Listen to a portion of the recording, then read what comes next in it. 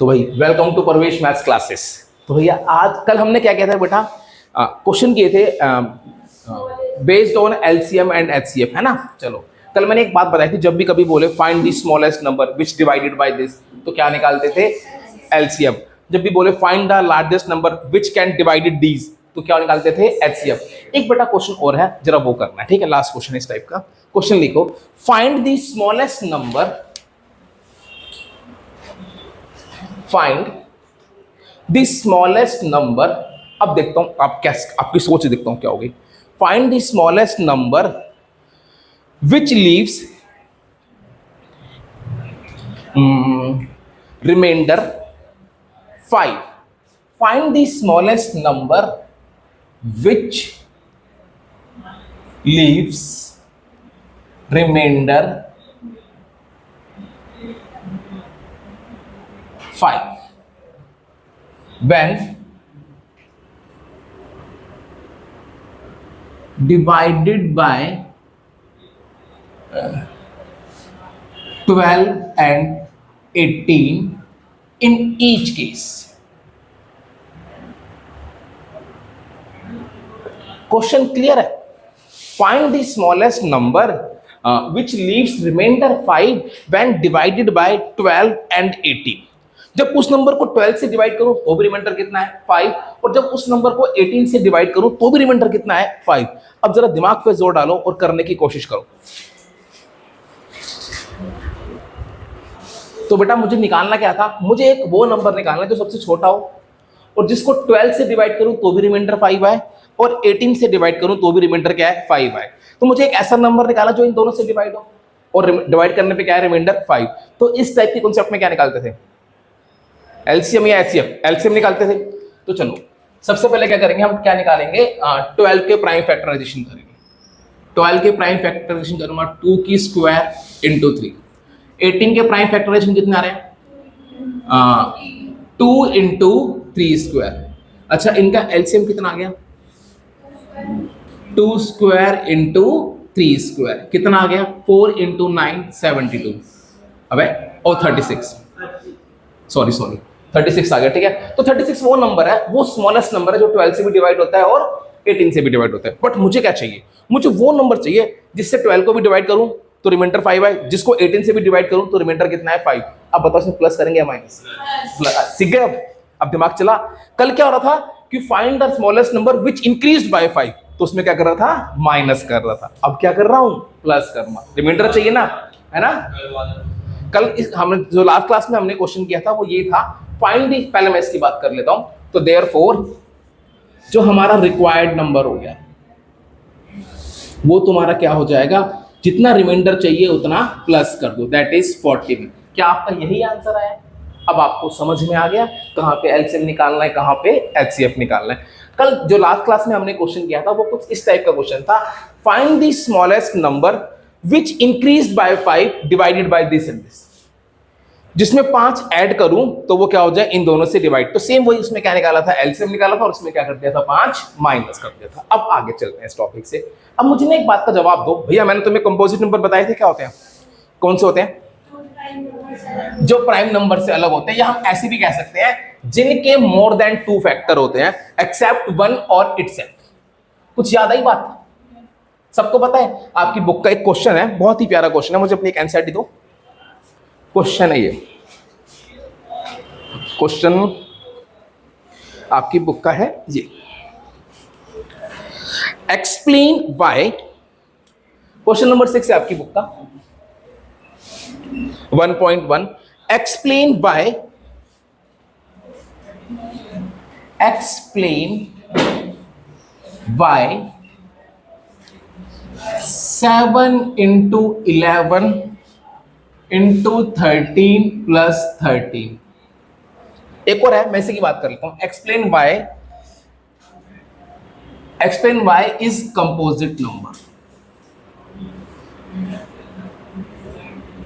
चलो अब मुझे एक्सप्लेन करना है ये नंबर कंपोजिट नंबर क्यों है। तो इस टाइप के क्वेश्चन देख लो, जब भी कभी इस टाइप का क्वेश्चन आए। अब सबसे पहले क्या करना है, आपके पास एक नंबर गिवन है, ये गिवन नंबर क्या है बेटा, 7 इंटू 11 इंटू 13 प्लस 13। अच्छा यहां से कुछ कॉमन आ सकता है बच्चों क्या? इन दोनों में से कुछ कॉमन आ रहा है? 13 कॉमन आ रहा है, वेरी गुड बेटा। तो यहां पे क्या बच गया अंदर? 7 इंटू 11 प्लस 1। अब जरा दिमाग की बत्ती जलाओ और ध्यान से देखो, ये एक नंबर था, इस नंबर के दो फैक्टर हो गए, एक 13 हो गया और एक ये हो गया। क्या इन दोनों में से कोई भी एक 1 है? क्या इन दोनों में से कोई भी 1 है? दोनों के दोनों 1 से अलग है ना? सिंपल सी बात याद रख लो, अगर किसी भी नंबर के दो फैक्टर है और वो दोनों के दोनों 1 से अलग है, तो वो नंबर हमेशा क्या होगा? Composite number. क्योंकि जो प्राइम नंबर होता है उसके दो फैक्टर होते हैं, एक तो नंबर इटसेल्फ और एक 1। अब ध्यान से देखो, ये प्राइम तो हो ही नहीं सकता, है ना? 1 तो है ही नहीं इसका फैक्टर, एक ये नंबर है और एक ये नंबर है, दोनों क्या है? 1 नहीं है, तो इसका मतलब ये क्या हो जाएगा? Composite number. तो लिख लो, सिंस द गिवन फैक्टर, ऐसे लिखेंगे, since the above number has 2 factors other than 1, therefore it is a composite number। तो इसीलिए ये क्या है? एक composite number. therefore it is a composite number। ये क्वेश्चन कुछ इस तरीके से करने होते हैं, बात समझ में आ गई? अब ऐसा कोई भी क्वेश्चन तुम कर सकते हो, जैसे आपकी बुक का ना इसी में एक नेक्स्ट पार्ट है, सेम क्वेश्चन है, फाइंड शो दैट, इसी का नेक्स्ट पार्ट है 7 into 6 into 5 into 4 into 3 into 2 into 1 plus 5। Show करो ये नंबर क्या है? एक कंपोजिट नंबर। सबसे पहले देखो, इसमें कुछ कॉमन आ रहा है क्या? आ रहा है ना? 5 कॉमन निकालोगे और उसको सेम ऐसे लिख दोगे, लिख दो फटाफट से। क्या करेंगे? यहां से क्या कॉमन लेंगे? 5 into 7 into 6 into 4 into 3 into 2 into 1 plus 1। तो सेम वही लाइन चेप दो, since the above number has 2 factors, एक फैक्टर ये हो गया, एक फैक्टर ये हो गया, other than 1, therefore it is a composite number. अब ऐसा क्वेश्चन आए कर लोगे, एक नंबर में आता है, क्यों? एक्सप्लेन करो ये कंपोजिट नंबर क्यों है। अच्छा अब आगे चलते हैं। आगे चलने से पहले मैं तुम्हें एक छोटी सी बात याद कराना चाहूंगा, करा दूं याद? मैंने एक बात कही थी, फंडामेंटल थ्योरम ऑफ अर्थमेटिक, कुछ याद है किसी को? याद है? फंडामेंटल थ्योरम ऑफ अर्थमेटिक याद है किसी को? नहीं याद तो पीछे पढ़, हाँ, अपने इतिहास के पन्ने पलटो और उसको एक बार पढ़ लो, fundamental theorem of arithmetic. Exactly, every composite number can be expressed as its unique prime factorisation, है ना? और उसके अलावा उसमें और किसी नंबर की इसके अलावा प्राइम फैक्टराइजेशन नहीं हो सकती। ये कौन कहता था हमें? फंडामेंटल थ्योरम ऑफ अर्थमेटिक कहती थी। ये बात सबको समझ में आई बच्चों? अच्छा अगर आई, अच्छा मैं तुमसे ना एक जनरल नॉलेज का सवाल पूछ रहा हूं। सपोज करो एक नंबर है ए, सपोज करो एक नंबर है क्या? ए है। अच्छा इस ए की जो प्राइम फैक्टराइजेशन है वो ये है 2 इंटू 3 की स्क्वायर इंटू 5, ये है इसकी प्राइम फैक्टराइजेशन। एक सिंपल सा क्वेश्चन पूछता हूं, जरा दिमाग पे जोर डाल के आंसर देना। ये जो नंबर है ए, क्या इसके एंड में 0 होगा? है? इस नंबर ए के एंड में 0 होगा? हाँ। अच्छा कितने बच्चे बोल रहे हैं हाँ? 1 2 3 4 5 6, ऑलमोस्ट सारे। और तुम तीनों समझ नहीं आया? अच्छा अच्छा अच्छा, सिंपल सी बात। हाँ, इस अगर मैं सॉल्व करूं तो 90 भी आ रहा, देख लो 9 2 18 इंटू 5 90 आ रहा, तो एंड में 0 होगा, है ना भाई?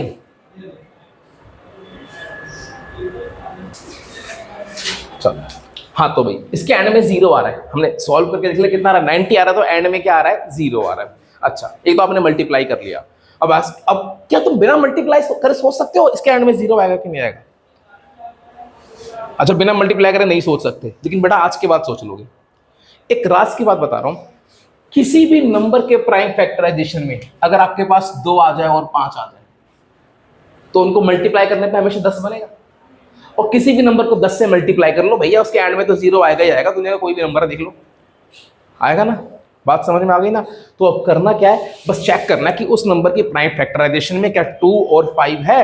अगर है तो उसके एंड में 0 आएगा, अदरवाइज नहीं आएगा। अब अगर इतनी बात समझ में आई है ना, तो मुझे एक बात का जवाब दे दो, ये जो नंबर है 2 की स्क्वायर 3 की स्क्वायर इंटू 7, क्या इसके एंड में 0 आएगा? इसके एंड में 0 नहीं आएगा, क्योंकि इसके प्राइम फैक्टराइजेशन में 2 और 5 नहीं है, दोनों होना चाहिए। अच्छा, एक नंबर ले लिया और सी, क्या इसके एंड में 0 आएगा? नहीं। क्यों नहीं आएगा? क्योंकि इसके प्राइम फैक्टराइजेशन में 2 नहीं है। हमें 2 और 5 दोनों चाहिए। इतनी बेटा बात समझ में आ गई सबको? फुल पावर आ गई पक्का? अब ऐसे में कोई भी नंबर लिख दूं तो तुम बता दोगे कि उसके प्राइम फैक्टराइजेशन, उसके एंड में 0 आएगा या नहीं आएगा? चलो लिख देते हैं। और एक नंबर लिखा डी, 2 इंटू 3 इंटू 5 की पावर 6 आएगा 0? हाँ, 2 और 5 तो इसके एंड में क्या आएगा? 0 है। अरे तुम तो चैंप हो गया यार, बिना मल्टीप्लाई करे तुम लोग बता रहे हो कि इसके एंड में 0 आ रहा है या नहीं आ रहा। इतनी बात समझ में आ गई? अब थोड़ा सा खेल लो तुम्हारे साथ। चलो, एक नंबर लिखा मैंने 6 की पावर n, क्या इसके एंड में 0 आएगा? यहाँ पे n एक नेचुरल नंबर है। अब इसके एंड में 0 आएगा क्या? अरे आएगा क्या? नहीं आएगा। क्यों नहीं आएगा? अरे यार तुम तो सारे होशियार हो भाई, मैं नहीं पढ़ा रहा भाई, मैं नहीं पढ़ा रहा भाई। क्योंकि इस अगर मैं इसका प्राइम फैक्टराइजेशन कर लूं क्या होगा? 2 इंटू 3 की पावर n। अब n एक नेचुरल नंबर है भाई, इसको मैं ऐसे भी लिख सकता हूँ 2 की पावर n इंटू 3 की पावर n। अब n नेचुरल नंबर है तो चाहे 2 की पावर कुछ भी हो आएगा तो 2 ही, 3 की पावर कुछ भी हो आएगा तो 3, 5 तो नहीं बन सकता, तो इसमें सिर्फ 2 ही है, तो इसके एंड में 0 नहीं आएगा। चैंपियन हो गए तुम लोग। अच्छा, अगला बताना फिर, क्या इसके एंड में कभी 0 आएगा? नहीं आएगा। बात समझ में आ गई? अरे फुल पावर, क्योंकि इसके अंदर सिर्फ एक ही प्राइम है, ये इसको ऐसे लिखो, उसमें से 2 ही आ रहा है, एंड तो नेचुरल नंबर है। अच्छा अच्छा अच्छा, अब जरा बताना एक बार, क्या इसके एंड में 0 आएगा? अरे वाह, क्योंकि इसके अंदर क्या आ रहा है, ध्यान से देखो 3 इंटू 5। अच्छा, मैं ये भी पूछ सकता है कि इसके अंदर बताओ कौन कौन से प्राइम नंबर है, तो एक 3 और एक 5 बस। अब बता दोगे तुम में हिम्मत है? अच्छा, बता दोगे पक्का? सोच लो, क्या इसके एंड में 0 आएगा? अरे वाह यार, नहीं आएगा, क्योंकि इसके भी फैक्टर करूंगा तो क्या आएगा, 2 इंटू 2 इंटू 3 की power n। n natural number है, 2 आएगा या 3 आएगा, लेकिन अच्छा, अब तो भैया तुम में से कोई नहीं बता पाएगा भाई। 2 इंटू 3 इंटू 7 इंटू 5 की पावर n, क्या इसके एंड में 0 आएगा? अरे आएगा, क्योंकि 2 और 5 दिख गया ना भैया। समझ गए 2 और 5 का खेल? फुल पावर समझ गए? अब ना बेटा ये तुम्हें समझ में आ गया, लेकिन कभी कभार ना ये क्वेश्चन लिखने के लिए बोल देता है कि ना 2 या 3 नंबर में आएगा, इसको शो करके दिखाओ। ठीक है, तो लिखते हैं, क्वेश्चन लिखो, पहले क्वेश्चन लिखो। चेक वेदर, या शो भी आ सकता है, चेक वेदर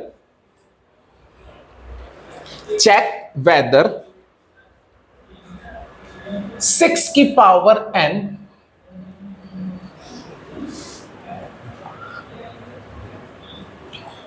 देखो भाई कैसे लिखेंगे। क्वेश्चन है आपकी एनसीईआरटी की है, चेक वेदर 6 की power n can and with the digit 0 for any natural number n।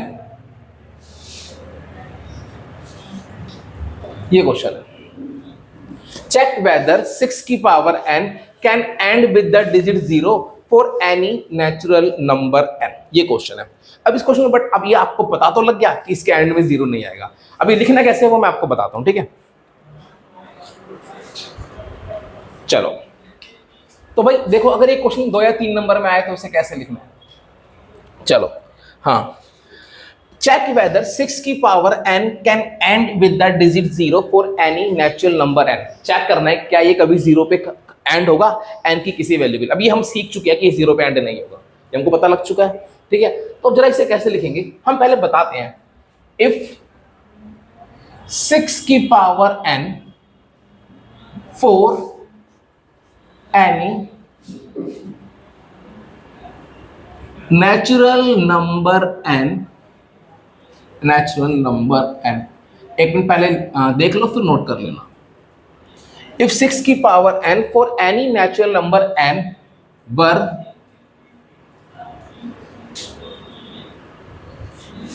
And with the digit 0, if 6 की power n for any natural number n were end with the digit 0, then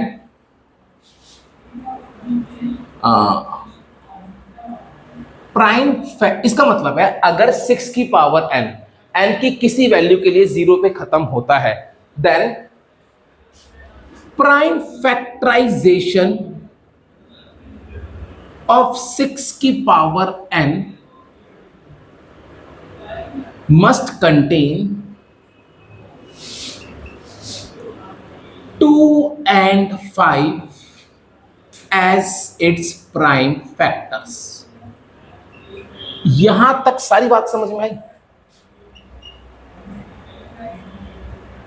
यहां तक सारी बात समझ में आई? अगर भाई थोड़ी सी इंग्लिश कॉमन शो में देख लेना कहां लगाने हैं।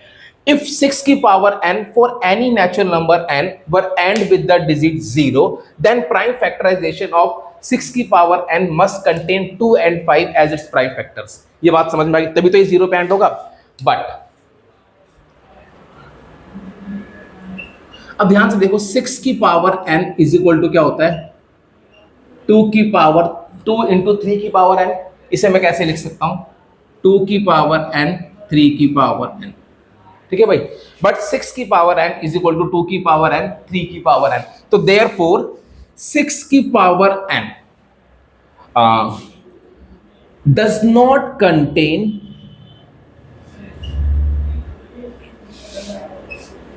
5 as its prime factors,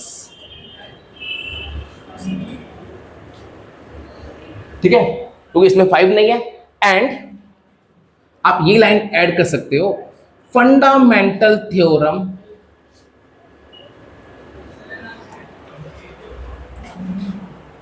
and fundamental theorem, बेटा ये थोड़ा सा याद करना पड़ेगा, समझ में आया तो लिख देना। And fundamental theorem of arithmetic,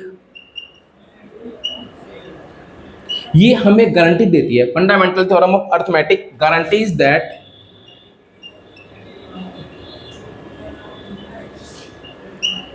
there is no other prime except 2 and 3 in 6 की पावर n, ठीक है भाई। तो इससे हमें पता लग गया 6 की power n does not contain 5 as its prime factor. और फंडामेंटल थ्योरम ऑफ अर्थमेटिक हमें इस बात की गारंटी भी दे रही है कि इसमें 2 और 3 के अलावा कुछ और नहीं है। तो ये और श्योरिटी आ गई कि इसमें 5 नहीं हो सकता। तो अगर इसमें 5 नहीं है तो क्या ये 0 पे खत्म होगा? नहीं। तो देयरफॉर 6 की power n does not, therefore 6 की power n does not and with the digit 0, therefore 6 की power n does not end with the digit 0 for any natural number n। बात समझ में आ गई? तो ये क्वेश्चन इस तरीके से लिखना है। सारी बातें वही लिखी है मैंने जो आपको बताया था कि अगर 6 की पावर n 0 पे खत्म होगा तो इसके प्राइम फैक्टराइजेशन में 2 और 5 होना चाहिए। बट 6 की पावर n को मैं ऐसे लिख सकता हूं। तो इससे क्या पता लगा? इसमें 5 नहीं है।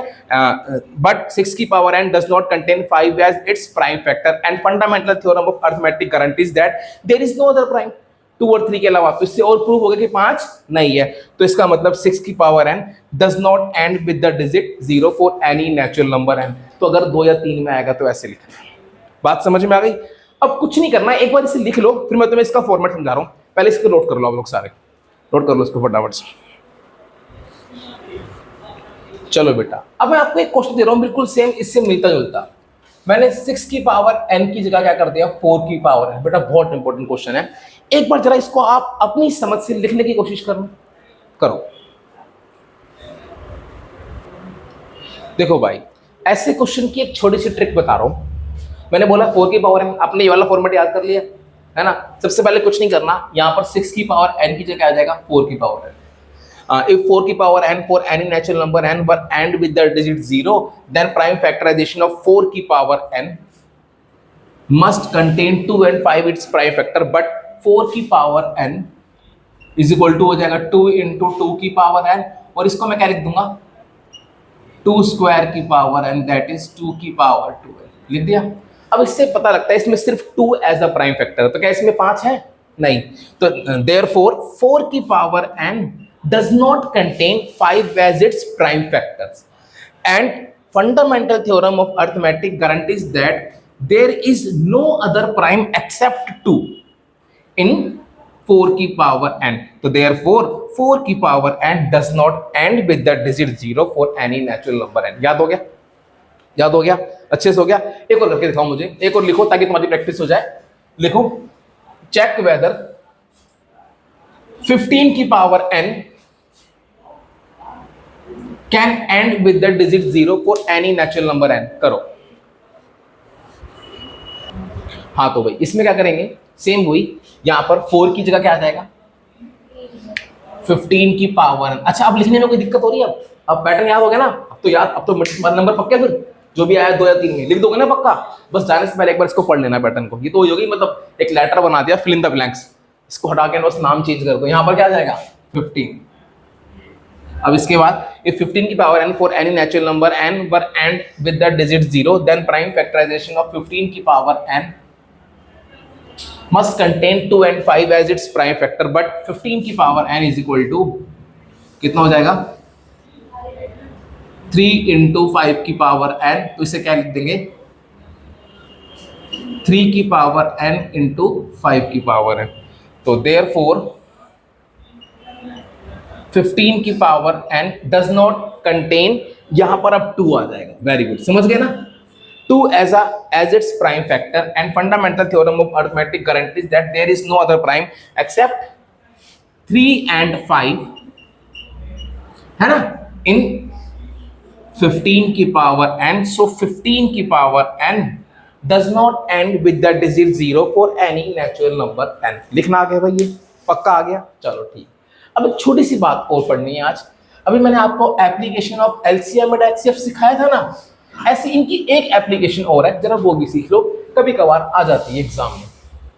अच्छा बेटा बताना, एचसीएफ कब निकालते हैं? जब हमें एक ऐसा नंबर निकालना हो जो सबसे बड़ा हो और क्या कर दे, उन दोनों को डिवाइड कर दे, है ना। और एलसीएम कब निकालना होता है? हमें जब एक ऐसा नंबर निकालना हो जो क्या हो, स्मॉलेस्ट हो और दोनों के मल्टीपल में आता हो। अब मैं आपको एक सिनेरियो दे रहा हूं, जरा मुझे बताना उसमें क्या निकालोगे, एचसीएफ निकालोगे या एलसीएम निकालोगे। अब जैसा कि आप मेरी हेल्थ देख पा रहे हो, थोड़ा मोटा सा हूं, तो मैंने ठान ली के पतला होना है। तो भाई सुबह सुबह मैं क्या गया, पार्क में रनिंग करने गया। मैं सुबह सुबह पार्क में रनिंग करने, तो भैया हमारे पास एक सर्कुलर पार्क है, मैं यहाँ पे रनिंग करने गया, ठीक है भाई। तो मैंने क्या देखा, एक सुंदर सी कन्या यहाँ पे रनिंग कर रही है, एक सुंदर सी सोनी, ठीक है भाई, क्या कर रही है, रनिंग कर रही है। अच्छा, वो जो है इस पार्क का चक्कर लगाती है। वो सोनी कुड़ी का नाम मान लो क्या है, ए सोनिया, नहीं चलो ए मान लेते उसका नाम, चलो तुम सोनिया मान लो, क्या दिक्कत है, तो मैं सोनिया चाहिए, तो चलो सोनिया है भैया, सोनिया भाई, डोंट माइंड प्लीज, ठीक है। इसका नाम क्या है, सोनिया, ठीक है। चलो तो सोनिया क्या करती है, उसका चक्कर लगाती है कितने मिनट में, सपोज 3 मिनट में। अब भाई उसको देख के तो मेरे को ज्यादा जोश आ गया, मैंने कहा मैं भी लगाऊंगा भैया। तो भैया मैं जो चक्कर लगा रहा हूं, इसका चक्कर लगाता हूं 5 मिनट में, ठीक है। ये हमारा क्या है, स्टार्टिंग पॉइंट। हम दोनों ने यहां से स्टार्ट किया। अच्छा मुझे एक बात का जवाब दो, सोनिया इस पॉइंट पे कब आएगी, हर 3 मिनट के बाद आएगी, और मैं इस पॉइंट पे कब आऊंगा, हर 5 मिनट के बाद, ठीक है। अब सपोज करो हम दोनों ने एक टाइम पे यहां से दौड़ना स्टार्ट किया, सोनिया तो फुट भाग गई और मैं भाग रहा हूँ। मुझे दोबारा बता दो कि हम दोनों दोबारा कितनी देर बाद यहां पर मिलेंगे, बता दो। मैं हर 5 मिनट के बाद आऊंगा, वो हर 3 मिनट के बाद आई, तो हम दोनों यहां पता कब कब मिलेंगे, जब कोई ऐसा मल्टीपल आए जो हम दोनों के टेबल में आता हो, जो 3 की टेबल में आ रहा हो, क्योंकि मैं 3 की टेबल पे आ रहा हूं, वो 5 की टेबल पे आ रही है। तो जब भी कभी कॉमन मल्टीपल निकालना हो तो क्या निकालते हैं, एलसीएम। तो ध्यान से देखो, अगर मैं 3 और 5 का एलसीएम निकाल दूं कितना आएगा, 15 मिनट। तो ध्यान से देखो, जब 3, 6, 9, 12, 15वें मिनट पे भी वो यहां पर होगी, और मैं अभी 5, 10, 15 मिनट पे यहां पर होऊंगा, तो हम दोनों दोबारा कब मिलेंगे, 15 मिनट बाद मिलेंगे, सेम पोजीशन पे। ऐसे ही हम दोनों उसके बाद कब मिलेंगे, 30 मिनट बाद मिलेंगे। कुछ बात समझ में आ रही है? तो इस वाले केस में क्या निकालते हैं, एलसीएम। कुछ बात समझ में आई? ऐसे मैं आपको एक सिनेरियो और देता हूँ। मैंने बोला अब क्योंकि भैया मैंने सोनिया को देख लिया, अब सोनिया पार्क रनिंग वनिंग करने के बाद कहाँ गई, मंदिर गई। मैं अभी भाई सोनिया के पीछे पीछे मंदिर चला गया भगवान को पूजा करने। तो वहाँ पे घंटी थी 2 भाई, घंटी है, चलो ये पहली घंटी है, ये दूसरी घंटी है, ठीक है भाई। घंटी मेरे से बन नहीं पा रही, तो पर मैं बनाने की कोशिश करता हूँ। ये घंटी है भैया, अरे यार नहीं बन पा रही। ये घंटी 1 है, ये घंटी 2 है, ठीक है भाई, बैल 1 और बैल 2, ठीक है भाई, ऐसे घंटी। अब वहां पे जाके क्या हुआ, अब ये वाली जो घंटी है ना, अगर इसको एक बार बजा दे, ये वाली जो घंटी है इसको एक बार बजा दे, तो ये हर 3 सेकंड, या चलो यार कह लेते हैं, हर 4 सेकंड के बाद दोबारा बजती है, ठीक है। और ये वाली जो घंटी है इसको अगर एक बार बजा दे तो ये हर 5 सेकंड के बाद दोबारा बजती है। बात समझ में आ गई? अब सपोज करो मैंने और उसने साथ में बजाई घंटी, ठीक है भाई, तो बताओ ये घंटी दोबारा साथ में कब बजेंगी, समझ में आया? क्या निकालेंगे, एलसीएम। दिमाग की बत्ती जली, पक्का फुल पावर जली। अच्छा एक और, अब अच्छा एक चीज समझते हैं। मान लो आपके पास एक रूम है, मान लो आपके पास क्या है, एक रूम है। क्या है, एक रूम। इस रूम की मान लो कुछ ये लेंथ है 12 मीटर, ठीक है। मान लो इसकी जो ब्रेथ है वो है तुम्हारे पास 8 मीटर। क्या है, 8 मीटर। इसमें मुझे टाइल्स लगानी है। क्या लगानी है मुझे, टाइल्स। तो आपको पता टाइल्स लगाऊंगा तो कुछ इस टाइप का एरिया कवर होगा, कुछ लेंथ भी कवर होगी और कुछ ब्रेथ भी कवर होगी बच्चों कवर। अब ना मैं चाहता हूं कि वो जो टाइल है उसकी मैं टाइल जो लगा रहा हूँ वो स्क्वायर लगा रहा हूँ, आप यूँ समझ लो। वो जो स्क्वायर टाइल लगा रहा हूँ, मुझे एक ऐसी टाइल लगानी है जिससे क्या कवर हो जाए, लेंथ भी और क्या कवर हो जाए, ब्रेथ भी। तो मुझे एक ऐसा नंबर निकालना है जो लेंथ को भी डिवाइड कर दे और ब्रेथ को भी डिवाइड कर दे, ऐसा नंबर तो निकालना है। तो मैं चाहता हूं वो जो टाइल होगी ना उसकी मैक्सिमम लेंथ कितनी होगी। तो ऐसे केस में क्या निकालोगे, एचसीएफ, है ना। मुझे एक टाइल चाहिए जो उसकी जो लेंथ हो जिससे 12 भी कवर हो जाए और उसकी लेंथ से क्या कवर हो जाए, 8 भी कवर हो जाए। तो मतलब क्या चाहिए, एक नंबर चाहिए जिससे 12 भी कवर हो जाए और जिससे 8 भी कवर हो जाए, मतलब जो 12 का भी फैक्टर हो और 8 का भी फैक्टर। तो जब भी कभी ऐसे निकालना होता तो क्या निकालते हैं, एचसीएफ निकालते हैं। कुछ समझ में बेटा बात आई, पक्का गई अच्छे से? तो इस केस में क्या निकालेंगे, एचसीएफ। तो वो पूछ लेगा find the length of the tile maximum tile, तो क्या निकाल दोगे, इन दोनों का एचसीएफ। कुछ समझ में आया? अच्छा ऐसे एक क्वेश्चन और है। मान लो आपके पास सिनेरियो ले लेता हूं।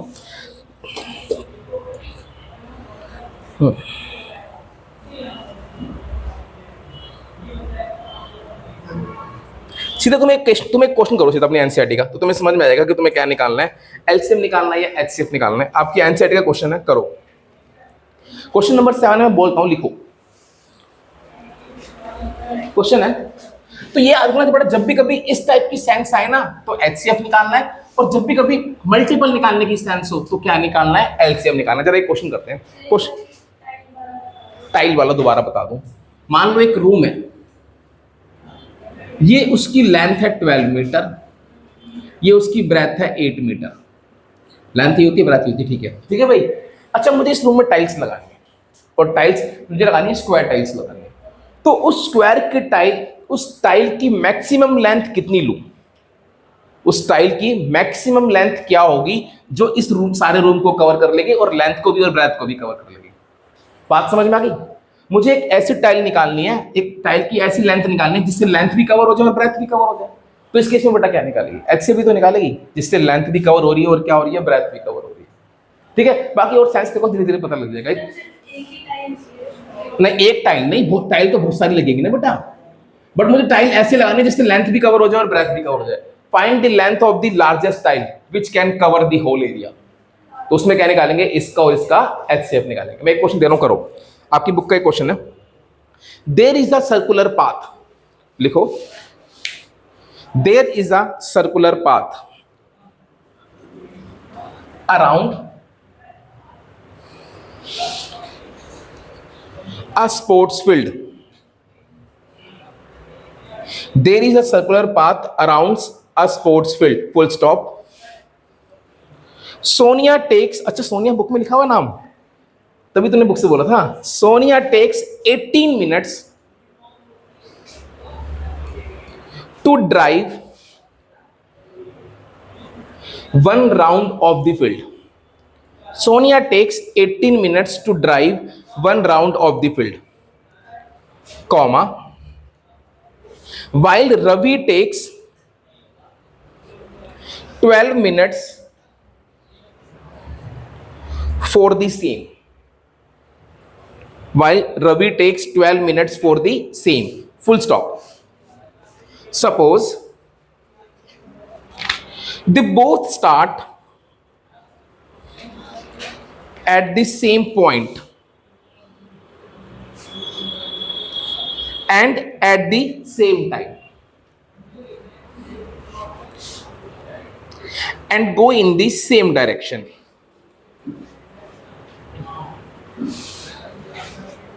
Full stop. After how many minutes will they meet again at the starting point? समझ गए? क्वेश्चन समझ में आ गया? क्या निकालोगे? एलसीएम निकालोगे। तो आपको पता है एक रवि और एक सोनिया है। तो सोनिया जो है वो इसका चक्कर कवर करती है कितने मिनट में? 18 मिनट में। सोनिया लेती है भैया 18 मिनट्स, और रवि जो लेता है बेटा वो कितने लेता है? 12 मिनट्स। अच्छा, दोनों ने यहां से स्टार्ट किया सेम डायरेक्शन में, तो बताओ कितने मिनट बाद वो दोनों दोबारा यहां मिलेंगे? तो इस केस में क्या निकालेंगे? एलसीएम। तो इनका जब एलसीएम निकालूंगा तो 18 के प्राइम फैक्टराइजेशन 2 इंटू 3 स्क्वायर और 12 के प्राइम फैक्टराइजेशन 2 स्क्वायर इंटू 3, तो इनका जो एलसीएम है वो कितना आ गया? 2 square into 3 square, that is 36। तो इसका मतलब 36 मिनट बाद they will meet again at the starting point. समझ में आया क्वेश्चन? पक्का आ गया? अच्छे से आ गया? बाकी तुम्हें अभी क्वेश्चन असाइनमेंट्स में भी दूंगा ऐसे। एक क्वेश्चन बेटा और करना, क्वेश्चन लिखो। क्वेश्चन है, अ मैसोन, MASON, मैसोन मतलब मिस्त्री है ना, बोलूं? A mason has to fit, a mason has to fit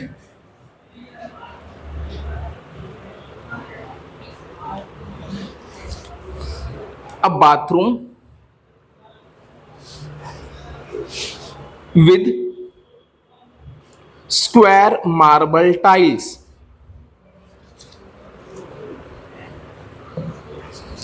of the largest possible size.